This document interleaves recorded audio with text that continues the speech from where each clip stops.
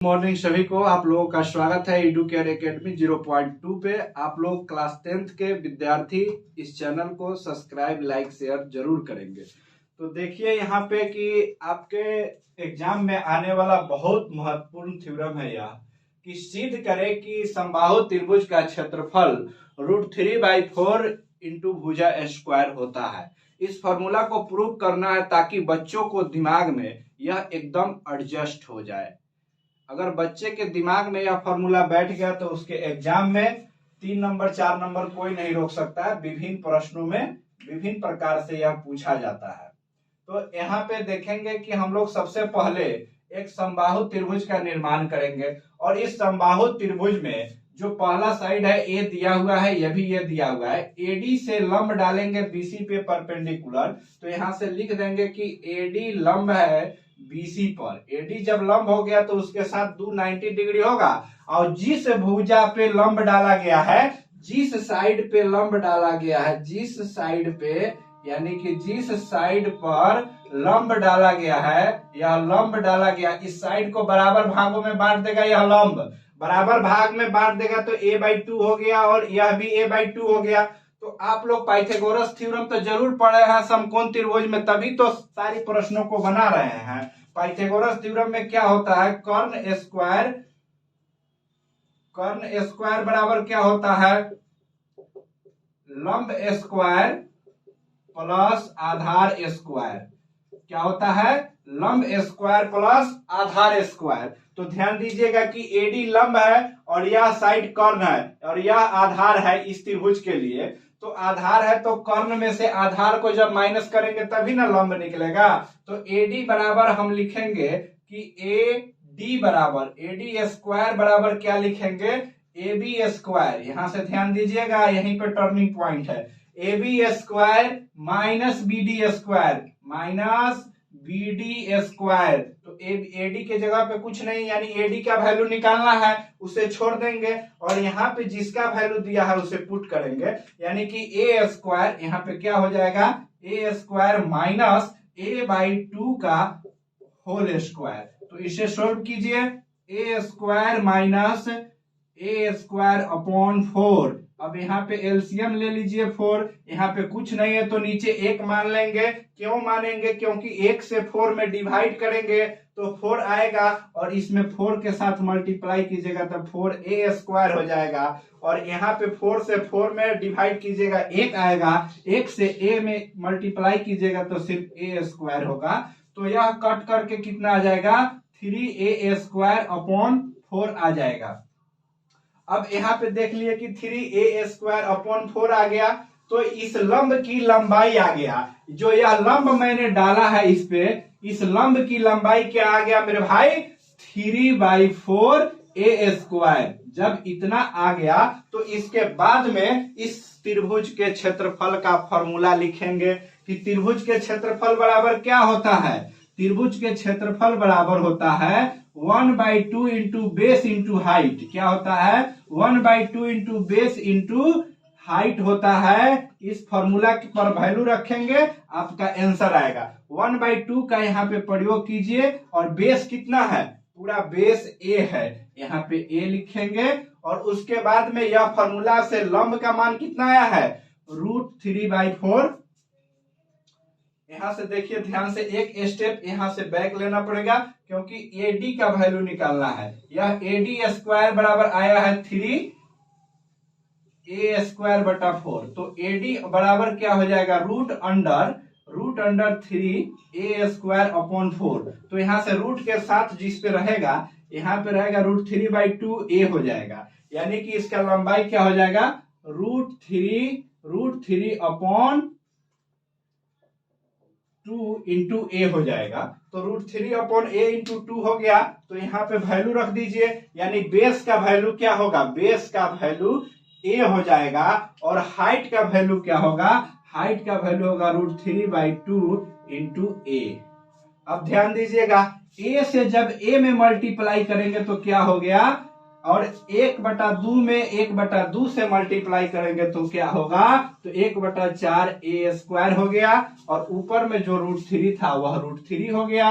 यानी कि √3/4a² हो गया। तो इस त्रिभुज से आधार पर आप इसको प्रूव कर सकते हैं। और जब प्रूव कर लीजिएगा तो आपको याद हो जाएगा कि समबाहु त्रिभुज के फॉर्मूला क्षेत्रफल का क्या होता है, √3/4 यहाँ पे लिख देते हैं √3/4 इंटू a²। जब यह फॉर्मूला याद हो जाएगा तो इस पे आने वाला आपका एक भी प्रश्न नहीं छूटेगा। और इसमें मुख्य रूप से दो गो प्रश्न आता है, एक √3/4a², एक √3/2 इंटू a। तो इसका यह फॉर्मूला विभिन्न प्रतियोगिता परीक्षा में भी पूछा जाता है कि आप बताइए कि इसमें क्या होगा। तो इस पे आधारित प्रश्न को हम अभी आपको कराएंगे। अब आप देख रहे होंगे कि यहाँ पे एक प्रश्न मैंने आपके लिए लिखा है कि किसी समबाहु त्रिभुज के भुजा 16 सेंटीमीटर है, तो उस त्रिभुज के क्षेत्रफल और ऊंचाई बताइए। तो यहाँ पे एक समबाहु त्रिभुज के आप निर्माण करेंगे। सबसे पहले एक समबाहु त्रिभुज बनाएंगे, क्योंकि यह फिगर नहीं होगा तो आपके समझ में नहीं आएगा। एबीसी एक क्या है, समबाहु त्रिभुज है। तो एबीसी एक समबाहु त्रिभुज है, तो इसका प्रत्येक भुजा 16 सेंटीमीटर का है। इसका प्रत्येक भुजा कितना का है, 16 सेंटीमीटर का है। इसका प्रत्येक भुजा कितना का है, 16 सेंटीमीटर का। तो इसका ऊंचाई भी आपको निकालना है, इसका ऊंचाई भी आपको निकालना है। अगर जिस विद्यार्थी को फॉर्मूला याद है बहुत अच्छा, नहीं याद है वो भी बहुत अच्छा, क्योंकि वह प्रूव करना जानता है। तो समबाहु त्रिभुज के क्षेत्रफल क्या होता है, समबाहु त्रिभुज का क्षेत्रफल बराबर होता है √3/4 इंटू a²। तो a की जगह पे 16 है तो 16 रख दीजिए, √3/4 यहाँ पे 16 इंटू 16 रखेंगे, इस 4 से काटेंगे, 4 बार में कटेगा। तो 16 चौका क्या होता है, 64√3 सेंटीमीटर²। यानी कि क्षेत्रफल लिखने के लिए यह स्क्वायर दीजिएगा, क्योंकि क्षेत्रफल हमेशा वर्ग में होता है। अब यहाँ पे बात आई कि इसकी ऊंचाई को बताइए। तो इसका ऊंचाई के लिए प्रूफ में क्या था, ऊंचाई का वैल्यू क्या आया था, √3/2 इंटू में a, √3/2 इंटू में a। तो यहाँ पे ऊंचाई बराबर आप लिख सकते हैं कि ऊंचाई बराबर √3/2 इंटू a। तो √3/2 a का वैल्यू है 16, तो यहाँ से काटिएगा, 8 बार में कटेगा, यानी कि 8√3 सेंटीमीटर समबाहु त्रिभुज के ऊंचाई आ जाएगा। तो अल्टीट्यूड भी आप सीख लिए, यानी ऊंचाई, लंब, यह लंब के लंबाई को निकालना भी आपने सीखा है समबाहु त्रिभुज में। तो अब यहाँ से आपके विषय वस्तु पे आधारित जो प्रश्न है उसको करेंगे हम लोग। तो ध्यान दीजिएगा इस प्रश्न के ऊपर कि प्रश्न कहता है कि यदि एक यात्री किसी नगर की अंतिम सीमा से 10 मीटर पूरब की ओर जाता है। भैया इस प्रश्न को बनाने से पहले 10th के विद्यार्थी को किसी भी कॉपी कलम के मदद से पूरब, पश्चिम, उत्तर, दक्षिण दिशा निकालना सबसे पहले आना चाहिए कि आप अपने कॉपी पे किस प्रकार दिशा को फिट करेंगे। जब दिशा को फिट करना सीखेंगे तभी यह जाके प्रश्न बनेगा, अन्यथा नहीं बनेगा। सबसे पहले आपके साथ 4 दिशा होता है, इसको लिखना सीखिए। यहाँ पे क्या होता है, ईस्ट होता है, यहाँ पे क्या होता है, वेस्ट होता है, यहाँ पे नॉर्थ होता है और यहाँ पे साउथ होता है। यानी कि जब आप दिशा के बारे में जानेंगे तभी आप इस प्रश्न को बनाएंगे कि आपके कॉपी पे कहाँ पे ईस्ट होगा। ध्यान से देखिएगा, ईस्ट जो होगा यानी कि यहाँ पूरब होगा, यहाँ पे पश्चिम होगा, यहाँ पे उत्तर होगा। ऊपर वाला उत्तर होता है, नीचे वाला हमेशा दक्षिण होता है। ध्यान दीजिएगा, इसी डायरेक्शन पे यह प्रश्न बनेगा कि एक यात्री किसी नगर की अंतिम सीमा से 10 मीटर पूरब की ओर जाता है। मान लीजिए कि एक यात्री यहाँ पे बैठा हुआ है। अब यात्री 10 मीटर पूरब की ओर गया, यात्री यहाँ पे आ गया, तो यात्री 10 मीटर पूरब की ओर चला आया।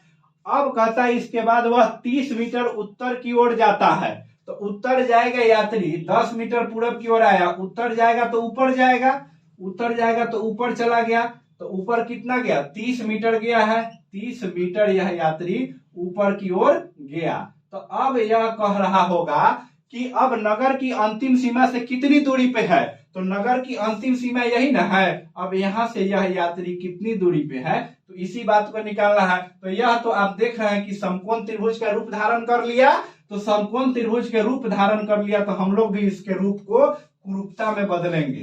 तो ध्यान दीजिएगा इसके रूप को कैसे हम लोग बिगाड़ते और बनाते हैं। तो यह एबीसी एक समकोण त्रिभुज हो गया, तो एबीसी समकोण त्रिभुज हो गया। तो यहाँ पे एक साइड जो आपको लंब दिया हुआ है और दूसरा साइड जो आपको आधार दिया हुआ है, तो आप कर्ण नहीं निकालेंगे, मिनिमम दूरी यही ना हुआ, मिनिमम दूरी यही हुआ।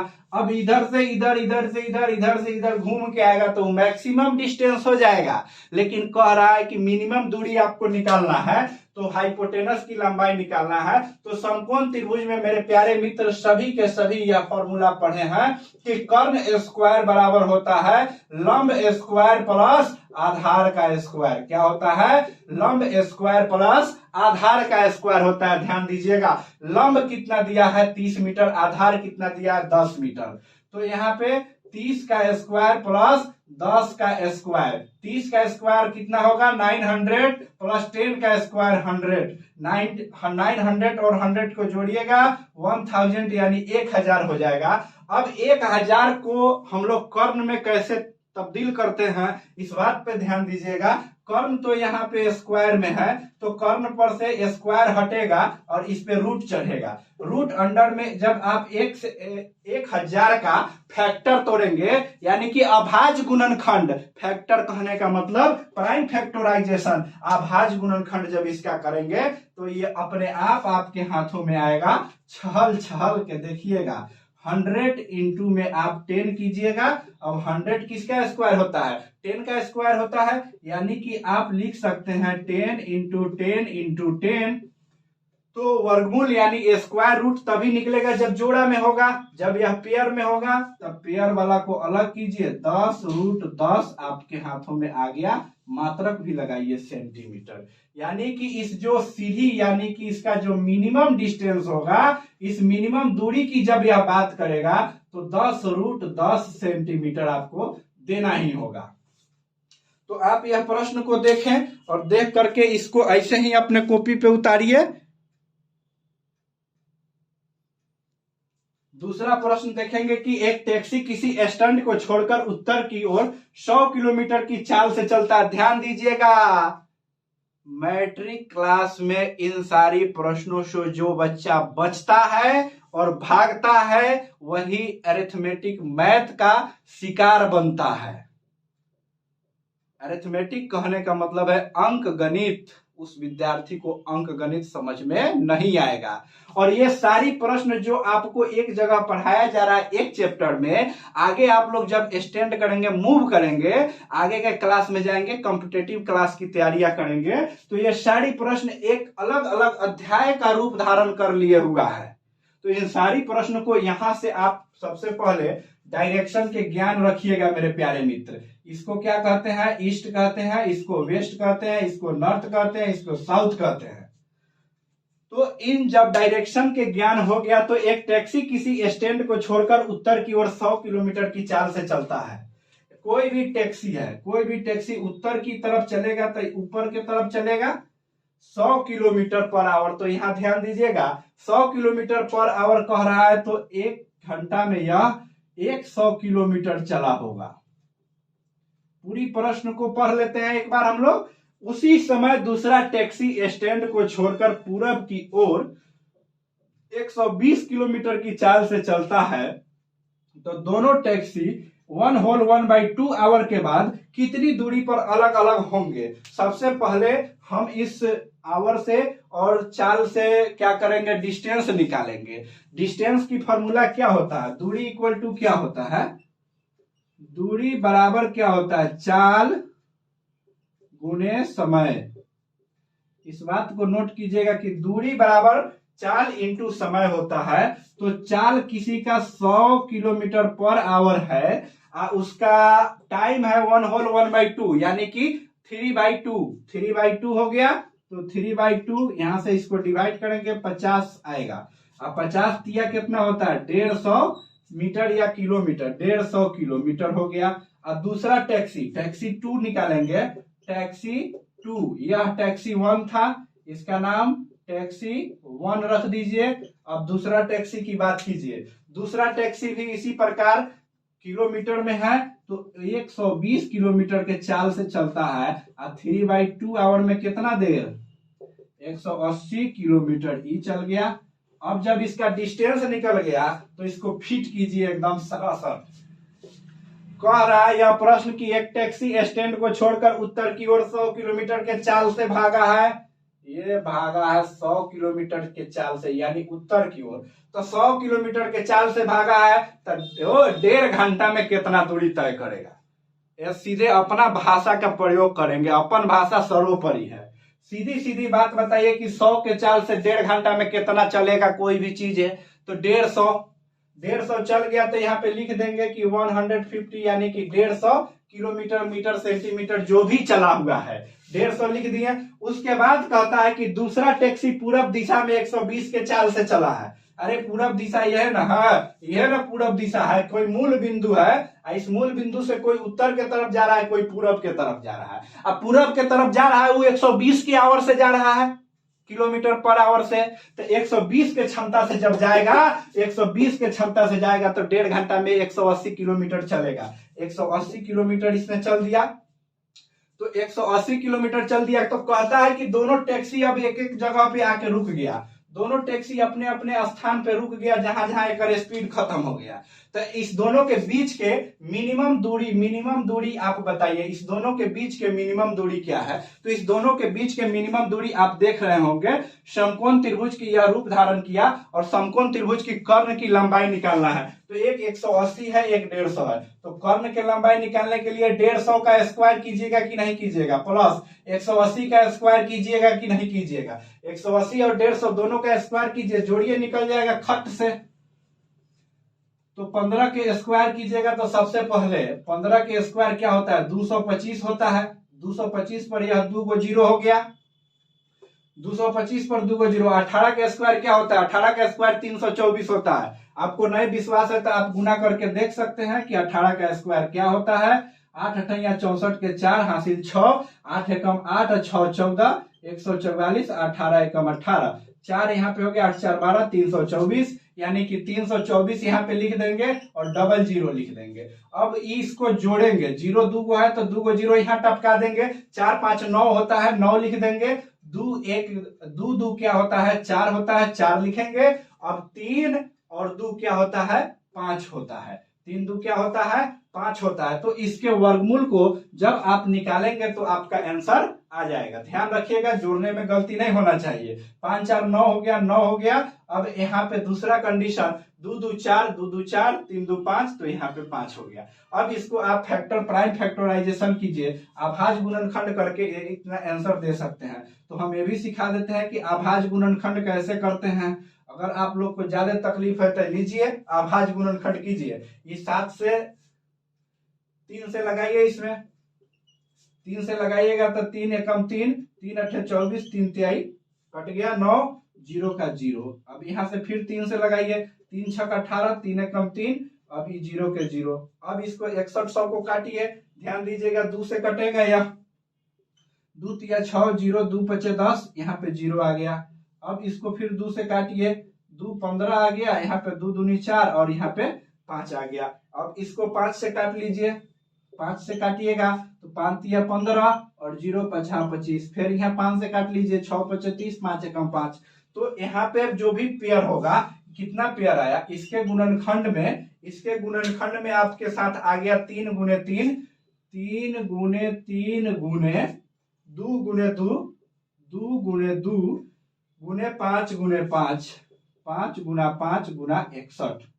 अब ध्यान दीजिए, इसे मिटा देते हैं, एकदम बने रहिएगा, धकाधक चला निकालेंगे क्वेश्चन को हम। ध्यान दीजिएगा, आप लोग अवताइएगा नहीं। अब यहाँ जो भी चीज पेयर में है उसमें से एगो बाहर कीजिए, 3 2 बाहर कीजिए, 5 बाहर कीजिए, अंडर रूट 61 बाहर घर में होगा, ये भीतरे रहेगा। 5 दूना 10 और 10 तिया 30, 30 रूट अंडर 61 आपका उत्तर हो जाएगा इसका। यानी कि यह जो लंबाई है 30 रूट अंडर 61 सेंटीमीटर आएगा। अब दूसरा क्वेश्चन इसी पे आधारित है कि एक सीढ़ी जिसकी लंबाई 25 मीटर है एक घर की अगली दीवार के साथ इस प्रकार खड़ी है कि उसकी पृथ्वी से जो ऊंचाई है वह 20 मीटर ऊंची है, तो बताइए कि सीढ़ी के निचले हिस्से की लंबाई क्या होगा। अब यहाँ पे आप लोग सीढ़ी भी देखेंगे और इस प्रश्न को भी बनाएंगे, बहुत महत्वपूर्ण प्रश्न है। ऐसे प्रश्न से आप लोग भागे नहीं, सामना करें, ताकि यह प्रश्न आपका भविष्य बनाता है, सिर्फ एग्जाम के नंबर ही नहीं बढ़ाता, ऐसा प्रश्न आपका भविष्य भी बनाता है। यही प्रश्न को पढ़ना है आगे चल के। यह एक दीवार मान लिए, यह एक दीवार मान लिए जो खड़ा है, इसका ऊंचाई 20 मीटर है। कह रहा है कि यह पृथ्वी तल से 20 मीटर ऊंची है और एक सीढ़ी हम निर्माण करेंगे। एक सीढ़ी निर्माण किए इस दीवार के साथ। अपने राजमिस्त्री से पूछिएगा कि सीढ़ी कैसे बनता है, ए बी और सी। अब यहाँ पे इस सीढ़ी की लंबाई, इस सीढ़ी की लंबाई, इस सीढ़ी की लंबाई जो छत पे आप चढ़ते हैं, लीजिए सांप के आकार के सीढ़ी बना दिए, चला फ्री हैंड है इसलिए टेंशन नहीं लीजिएगा। इस सीढ़ी की लंबाई 25 मीटर है। आइए 25 मीटर है, तो यह एक समकोण त्रिभुज के रूप धारण किया है कि नहीं। हर प्रश्न किसी न किसी जीवन के वास्तविकता से रूबरू हमेशा होते रहता है। तो यह एक सीढ़ी है, इस समकोण त्रिभुज के रूप धारण किया है, तो हम भी लोग भी इसको रूप बिगाड़ने के फॉर्मूले जानते हैं। कॉर्न स्क्वायर इक्वल टू धकाधक मारिए लंब स्क्वायर प्लस आधार स्क्वायर। जियो मेरे शेर, लंब स्क्वायर प्लस आधार स्क्वायर। अब यहाँ पे लंब का वैल्यू, कॉर्न का वैल्यू डालिए सीधे फटाक से, 25 के स्क्वायर इक्वल टू लंब के स्क्वायर। लंब कितना है, यहाँ पे वैल्यू डाल दीजिए 20, यानी कि 20 के स्क्वायर प्लस आधार का स्क्वायर। जियो शेर, आधार का स्क्वायर। 25 का स्क्वायर कितना होता है, बोलिएगा मेरे साथ साथ, 25 का स्क्वायर कितना होता है। 25 के स्क्वायर 625 होता है, 20 के स्क्वायर 400 होता है, प्लस आधार का स्क्वायर, ठीक है, आधार का स्क्वायर। तो अब यहाँ पे यह इस तरफ आएगा तो माइनस हो जाएगा, 625 माइनस 400 इक्वल टू आधार का स्क्वायर। सीधे दे देंगे आधार का स्क्वायर। अब इस घटाइएगा तो 225 आएगा आपके हाथ में। आधार का स्क्वायर निकालना है ना, तो आधार के स्क्वायर निकालना, रूट अंडर 225 हो जाएगा। तो इसको काट लीजिएगा, 15 गुने 15 होता है, तो यह आ जाएगा 15 सेंटीमीटर। यानी कि यह भूतल से जो दूरी है, या भूतल से दूरी पूछ रहा है सीढ़ी का, भूतल से इस दूरी को लिखने के लिए बच्चों ध्यान दीजिएगा कि यही दूरी आपका निकल के आया है 15 सेंटीमीटर, 15 सेंटीमीटर। तो बाकी यह क्लास आप लोगों को कैसा लगा, लाइक शेयर सब्सक्राइब और कमेंट के माध्यम से जरूर बताएंगे कि यह क्लास आपको कैसा लगा।